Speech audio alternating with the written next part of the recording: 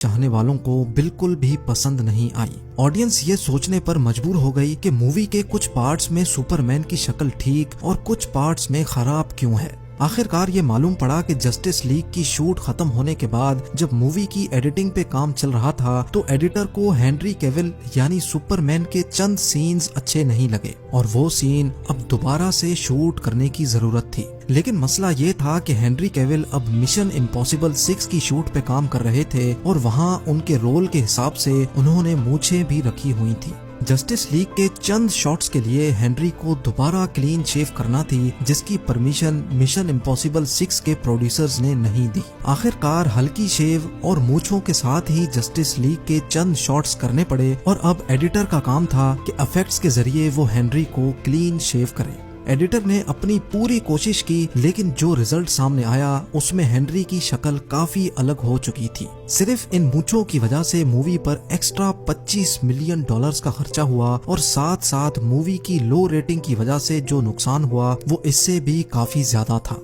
Number 3, B-2 bomber aircraft America का heavy strategic bomber aircraft है। 23 Feb 2008 वाले दिन माइक्रोनेशिया में गुआम एयरबेस से B-2 बॉम्बर टेक ऑफ तो हुआ, लेकिन चंद फीट के एल्टीट्यूड के बाद ही वो फौरन क्रैश हो गया। 5100 घंटे बिल्कुल परफेक्ट फ्लाइट करने वाला ये जहाज एक ही पल में कचरे का ढेर बना तो किसी को भी यकीन नहीं आया। आखिरकार इन्वेस्टिगेशन में ये बात मालूम पड़ी कि एयर प्रेशर सेंसर के ऊपर बारिश के पानी का एक कतरा पड़ा था, जिसकी वजह से टेक ऑफ के फौरन बाद सेंसर मेन कंट्रोल बोर्ड को सिग्नल ना दे सका। सिर्फ बारिश के एक कतरे ने इतने बड़े बॉम्बर जहाज का बैलेंस आउट कर दिया और वो जमीन पर जा लगा। लेकिन खुशकिस्मती से दोनों पायलट्स ने खुद को इजेक्ट करके अपनी जान बचा ली। अगर टेक ऑफ से पहले सेंसर को अच्छी तरह साफ कर दिया जाता तो $2 बिलियन का नुकसान ना होता। नंबर 2, 13 जनवरी 2012 को कोस्टा कॉन्कॉर्डिया नामी एक इटालियन शिप इटली के शहर चिविटोवेकिया से रवाना हुई।